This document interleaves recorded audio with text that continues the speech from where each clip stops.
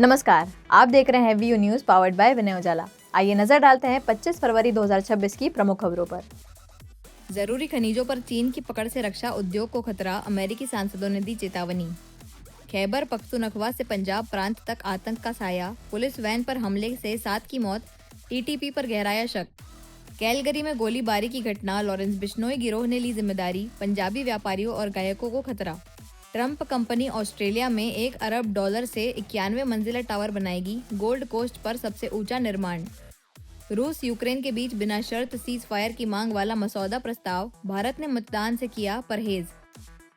अंतर्राष्ट्रीय बुकर पुरस्कार 2026 में पद्मा विश्वनाथन की अनुवादित किताब लंबी सूची में, भारत का बढ़ाया मान। पश्चिम बंगाल में CAPF जवान होंगे तैनात, वाहनों में लगेगा GPS, केंद्रीय पर्यवेक्षक भी नजर रखेंगे। ओडिशा में खनन विभाग के अफसर के फ्लैट से मिला 4 करोड़ कैश, ट्रॉली बैग में भरकर रखे गए थे नोट। सिक्किम में भारी बर्फबारी, 2700 से अधिक फंसे पर्यटकों को किया रेस्क्यू। NCERT की किताब में न्यायपालिका पर सामग्री से CJI नाराज, बोले बदनाम करने की इजाजत नहीं दे सकते। PM मोदी 2 दिन के इजरायली दौरे पर, नेतन्याहू से करेंगे मुलाकात। देश भर में फैले साइबर धोखाधड़ी गिरोह का भंडाफोड़, यूपी, दिल्ली समेत 16 राज्यों से 104 ठग गिरफ्तार। मुंबई एयरपोर्ट पर बैंकॉक से आए 3 यात्रियों से 23 करोड़ का गांजा जब्त। मुंबई में रेलवे पुलिस भर्ती परीक्षा के दौरान 30 वर्षीय अभ्यर्थी अक्षय मिसाल की मौत। क्रिकेट खेलते समय विवाद, दिल्ली में 15 साल के बच्चे की पीटकर हत्या, पुलिस ने 3 नाबालिगों को पकड़ा। दिल्ली में विधवा और दिव्यांग पेंशन धारक आयुष्मान में शामिल, मिलेगा मुफ्त इलाज। MP ग्रामीण भारतीय बैंक में चयन घोटाला, फर्जी तरीके से पद पाने वाले 11 बैंक अधिकारी गिरफ्तार। मध्य प्रदेश को नई रेल सुविधाओं की निरंतर सौगात, भोपाल धनबाद चौपान एक्सप्रेस का शुभारंभ। इंदौर देवास रोड पर बढ़ सकता है ट्रैफिक जाम, फ्लाईओवर की समय सीमा भी खत्म। अंडरग्राउंड मेट्रो की तैयारी तेज, अप्रैल मई में होगी सुरंग की खुदाई, 40 मीटर नीचे दौड़ेगी मेट्रो। भोपाल में मुख्यमंत्री डॉक्टर मोहन यादव ने राहुल गांधी के किसान संबंधी बयानों को राजनीतिक बताया। उन्होंने कहा कि केंद्र सरकार किसानों को प्राथमिकता दे रही है, साथ ही नदी जोड़ो अभियान में केंद्र की हिस्सेदारी का उल्लेख किया। डॉक्टर मोहन यादव ने सदन में मीडिया से बातचीत के दौरान राहुल गांधी और गांधी परिवार पर निशाना साधते हुए कहा कि किसानों के मुद्दे पर दिए गए बयान राजनीतिक स्वार्थ से प्रेरित हैं। उन्होंने कहा कि प्रधानमंत्री किसानों को प्राथमिकता देकर काम कर रहे हैं, जबकि विपक्ष किसान की आड़ में अपनी राजनीति देख रहे हैं। CM ने दावा किया है कि कांग्रेस शासनकाल में मध्य प्रदेश की कॉटन इंडस्ट्री बंद हो गई थी, जबकि मौजूदा सरकार किसानों के हित में काम कर रही है।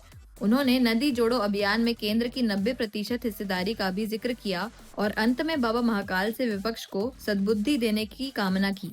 राहुल गांधी जी द्वारा कल भोपाल में किसानों के संबंध में जो बात कही है, मुझे बड़ा दुख है इस बात का कि वो अपनी राजनीति के चक्कर में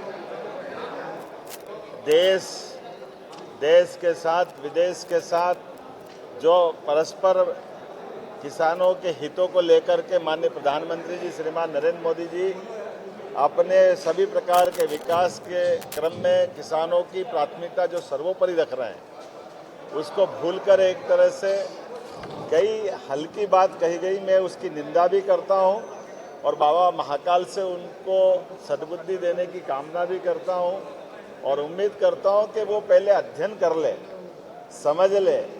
जिस प्रकार से झूठे अनर्गल आरोप लगा करके राहुल गांधी जी ने बात कही, मैं मान के चलता हूँ बाबा महाकाल उनको सद्बुद्धि दे और उनको क्षमा याचना करना चाहिए कि उनने अपने ही पुरखों के द्वारा लंबे समय तक, देश की आज़ादी के बाद से लंबा समय तक सरकार चलाने का जिस खानदान को अधिकार है, वो अब किसानों की आड़ में अपने मतलब के लिए अपने संभावनाओं के द्वार देख रहा है।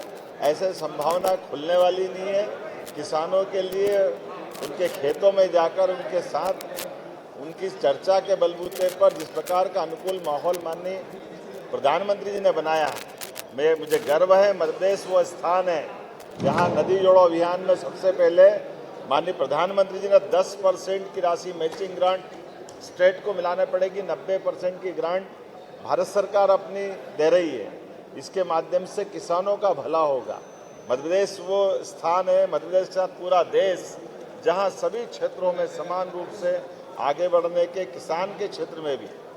भोपाल में मास्टर प्लान लंबित होने पर नेता प्रतिपक्ष उमंग सिंगार ने सरकार पर आरोप लगाए। उन्होंने योजना में देरी और अवैध कॉलोनियों पर चिंता जताई। पूर्व मंत्री जयवर्धन सिंह ने भी मसौदे को मंजूरी का इंतजार बताया। भोपाल में मास्टर प्लान 1.5 साल से अटका हुआ है। नेता प्रतिपक्ष उमंग सिंगार का कहना है कि मुख्यमंत्री और मंत्रियों के बीच जारी झगड़े के कारण योजना पर काम नहीं हो रहा। उन्होंने अवैध कॉलोनियों के निर्माण और सरकार की असंवेदनशीलता पर भी चिंता जताई। वहीं पूर्व नगरीय प्रशासन मंत्री जयवर्धन सिंह ने कहा कि गौ मांस पर जीएसटी नहीं लगाया गया, लेकिन सरकार जिम्मेदारी केंद्र पर डाल रही है। उन्होंने बताया कि मास्टर प्लान का ड्राफ्ट तैयार है, लेकिन मुख्यमंत्री की मंजूरी का इंतजार है और अधिकारियों के साथ लोगों के लेन देन की शिकायतें भी सामने आई हैं। देखिए, ये तो कहीं ना कहीं उनकी समी कमी है। अगर क्योंकि कैलाश विजयवर्गीय जी सब इतने वरिष्ठ मंत्री हैं, अनेकों बार इस विभाग के मंत्री भी रहे हैं, लेकिन अगर उनके अधिकारी उनको नहीं बता रहे हैं और बगैर सूचना के फाइल सीएम साहब के यहाँ भेज रहे हैं, तो ये तो उनके समन्वय में कहीं ना कहीं कमी रही है। लेकिन मूल बात ये है कि कल कैलाश विजयवर्गीय जी ने जो सदन में कहा मेरे भाषण के बाद कि 2 साल से ही मास्टर प्लान का अनुमोदन करके वो फाइल वो भेज चुके हैं सीएम साहब के पास, और उन्होंने इशारा ये किया कि सीएम साहब जानबूझ के उस फाइल को वहाँ पे रखे ठंडे बस्ते में। तो आखिर ऐसा क्या कारण है कि सीएम साहब चाहते नहीं हैं कि भोपाल का मास्टर प्लान आगे आए, प्रस्तुत हो? कहीं ना कहीं अगर मास्टर प्लान नहीं आएगा तो लगातार जो सरकारी दफ्तरों में, टीएनसीपी में लगातार जो लेन देन किया जा रहा है, अवैध वसूली की जा रही है भोपाल के नागरिकों से, वो जारी रहेगी। शायद यही भाजपा के लोग चाह रहे हैं। इंदौर में संकल्प से समाधान अभियान के तहत आरटीओ ने विशेष शिविर लगाए। विभाग के अनुसार 10,000 से अधिक लर्निंग लाइसेंस जारी किए गए हैं। लाइसेंस और रजिस्ट्रेशन नवीनीकरण की प्रक्रिया तेज की गई है। इंदौर में प्रदेश सरकार के संकल्प से समाधान अभियान के तहत आरटीओ विभाग द्वारा विशेष शिविर लगाकर लर्निंग लाइसेंस और रजिस्ट्रेशन रिन्यूअल की प्रक्रिया तेजी से की जा रही है। आरटीओ प्रदीप कुमार शर्मा ने बताया कि महाविद्यालयों सहित अलग अलग स्थानों पर कैंप आयोजित किए जा रहे हैं और अभियान के सकारात्मक परिणाम सामने आ रहे हैं।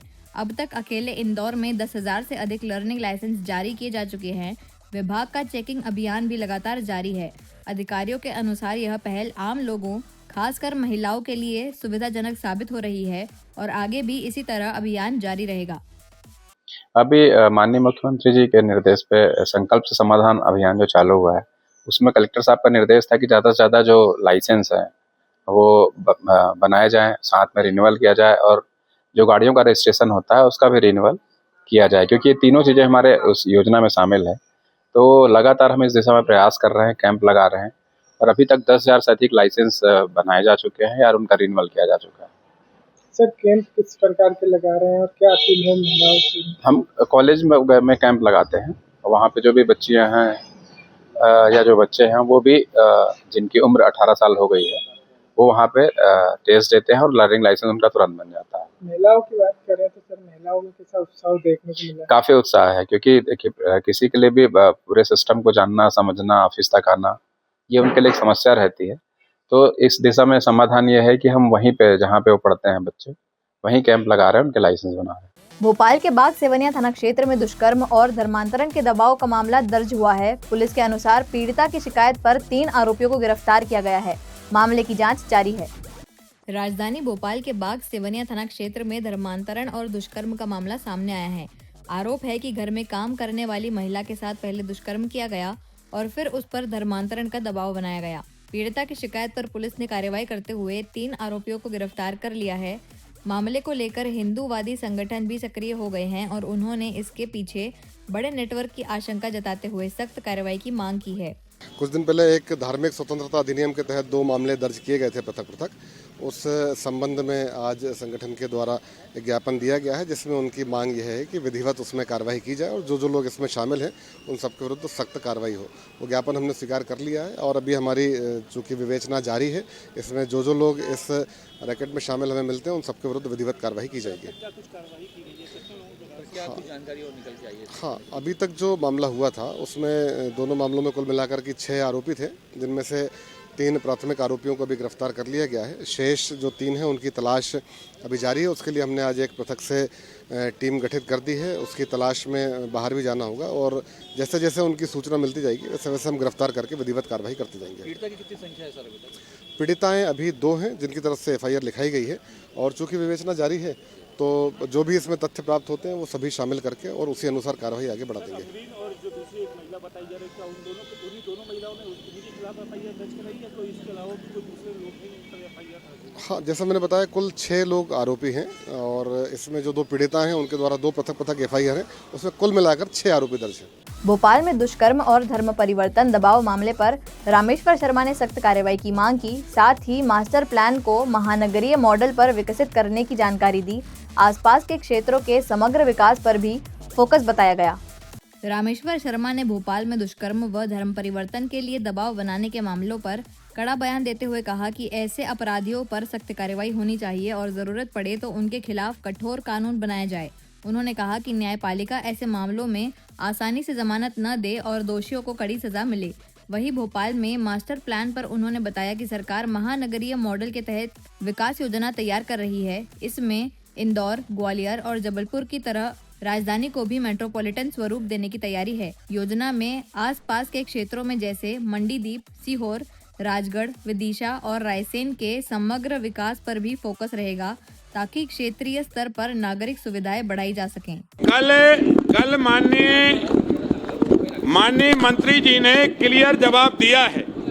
मास्टर प्लान हमारा तैयार है, लेकिन राजधानी के लिए एक सबसे बड़ी उपलब्धि ये है, राजधानी के लिए सबसे बड़ी उपलब्धि ये है कि हमारे माननीय मुख्यमंत्री जी ने राजधानी को महानगरी मेट्रोपॉलिटन सिटी बनाने की योजना विधानसभा में पारित करके रेडी कर दिया है। अब आने वाले दिनों का जो हमारा मास्टर प्लान होगा वो मेट्रोपॉलिटन सिटी को भी ध्यान में रखकर तैयार किया जाएगा, जिससे आसपास के जो सीहोर है, रायसेन है, राजगढ़ है, विदिशा है और भोपाल है, ये जो सारे क्षेत्र जोड़े हैं, इन तक कैसे लाभ पहुंचे और कैसे वो महानगर की परिधि में आकर वहां तक रोजगार उन्मुख जो है विकास पहुंचे, इस दिशा में हम काम कर रहे हैं। इंदौर में कथित AI वीडियो कॉल के जरिए फर्जी किडनैपिंग दिखाकर 1.02 लाख रुपए ठगे जाने का मामला सामने आया है। पुलिस के अनुसार जांच जारी है और लोगों से ऐसे कॉल्स सत्यापित करने की अपील की गई है। इंदौर में साइबर ठगी का एक हैरान करने वाला मामला सामने आया है, जहां ठगों ने कथित तौर पर AI तकनीक के जरिए नाबालिग बच्चे की फर्जी किडनैपिंग का वीडियो कॉल दिखाकर परिवार से 1,02,000 रुपए ठग लिए। पीड़ित महिला ने बताया कि उनका 16 वर्षीय बेटा कुछ दिन पहले बिना बताए घर से चला गया था और उसकी तलाश के दौरान सोशल मीडिया पर पोस्ट डाली गई थी। इसी बीच आए वीडियो कॉल में बेटे के गले पर हथियार दिखाकर पैसों की मांग की गई, जिससे घबराकर परिवार ने रकम ट्रांसफर कर दी। बाद में पता चला कि बेटा दोस्तों के साथ सांवरिया सेठ मंदिर गया हुआ था और सुरक्षित था। एडिशनल DCP राजेश दंडोतिया ने बताया कि AI से इस तरह की ठगी का यह संभवतः पहला मामला हो सकता है और पुलिस जांच में जुटी है।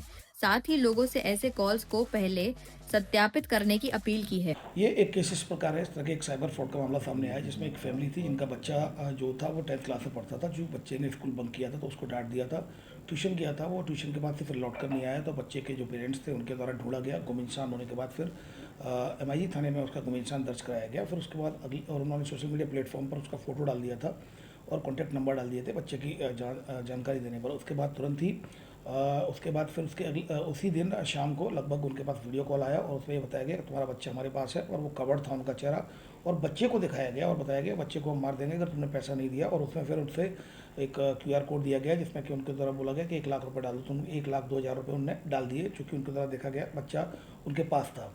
अगले दिन बच्चे का फ़ोन आ गया था, बच्चा फिर वापस आ गया। बच्चा सांवरिया स्टेट गया था वो दर्शन करने के लिए मंदिर। जब बच्चे से पूछा गया तो बच्चा जो घर से नाराज होकर वो सांवरिया स्टेट गया था, फिर लौट कर वापस आ गया था। उसको किसी ने नहीं पकड़ा था। तो ये साइबर फ्रॉड का डीप फेक का मामला संभवतः ये पहला मामला है डीप फेक का, जिसमें कि बच्चे को साथ में वीडियो में दिखाया गया। क्योंकि फ़ोटो तो ऐसे कई बार मॉर्फ तरह के फ़ोटो किए जाते हैं, तो फ़ोटो तो दिखाई जा सकते हैं, लेकिन इसमें इनकी फैमिली को काफ़ी विश्वास है, चूँकि जो मदर है काफ़ी एजुकेटेड लोग हैं पेरेंट्स, तो उनका पूरा कहना है कि स्ट्रांगली कि वो बच्चा जो दिखाया गया था वो हमारा ही बच्चा था। फिर उसके बाद तब जाकर उन्होंने फिर यहाँ पर कंप्लेंट की गई है, फिर 1930 में कंप्लेंट रजिस्टर कर ली गई है। अब इसमें इन्वेस्टिगेशन किया जा रहा है, इन्वेस्टिगेशन क्राइम ब्रांच के द्वारा इंक्वायरी की जाकर इसमें वैधानिक कार्रवाई की जा रही है। वीडियो में क्या दिखाया जा रहा है? चाकू मार वीडियो में बच्चे को दिखाया गया था और बच्चे को डराते हुए धमका रहे थे, पेरेंट्स को धमका रहे थे कि अगर आपने पैसा नहीं दिया तो इसको मार दिया जाएगा। लेकिन ये पूरी तरीके से मामला ये साइबर स्कैम का, साइबर फ्रॉड है। ये डीप फेक का मामला संभवतः ये पहला मामला डीप फेक का हो सकता है, जिसमें कि बच्चे को दिखाया गया था और बच्चा उनके पास था ही नहीं, बच्चा मंदिर गया हुआ था। तो कहीं ना कहीं ये एक डीप फेक का पहला मामला है। इसमें फिलहाल क्राइम ब्रांच में इंक्वायरी रजिस्टर कर ली गई है, इन्वेस्टिगेशन। ऐसे ही खास खबरों के लिए बने रहिए हमारे साथ वीयू न्यूज़ पर, पावर्ड बाय विनय उजाला।